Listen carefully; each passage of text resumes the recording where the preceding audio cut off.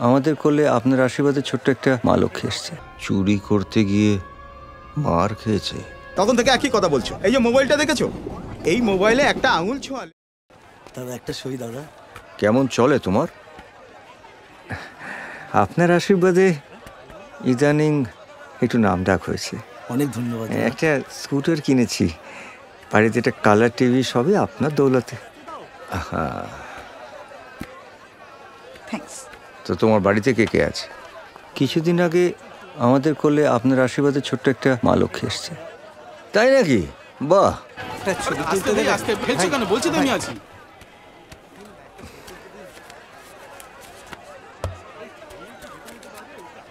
এটা রাখো, তোমার পারফরমেন্স আমার খুব ভালো লেগেছে। আপনাকেই আপনার কাছে বেচবো দাদা। না না, তা হয় না। হ্যাঁ হ্যাঁ আমি আছি তো, দিচ্ছি একটু একটু একটু আসতে। একটা ছবি তোলো তো ভাই। যাও।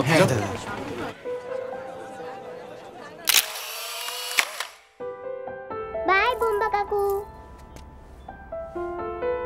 বাই। আবার এসো কিন্তু।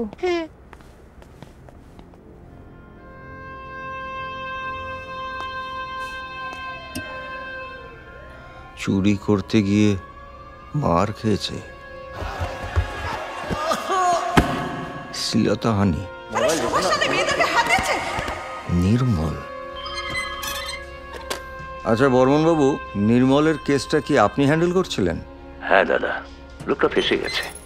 পলিটিক্যাল মাথারা সব আছে, জেল কাস্টাডিতে এখন। বুঝলাম, কিন্তু ও জেলে থাকলে বাচ্চা মেয়েটা তো একা। দাদা দাদা আপনি কিছু জানেন না?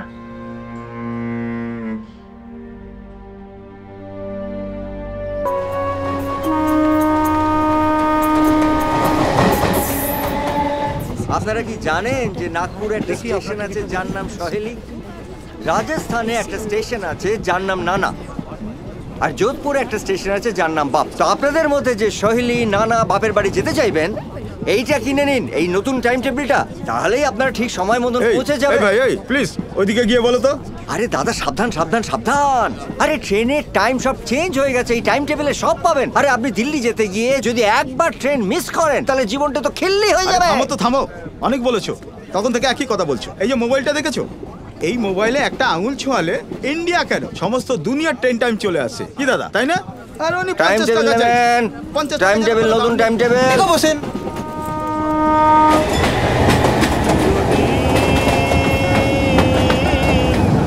কাঁচা বাঁশের খাঁচা থাকবে না।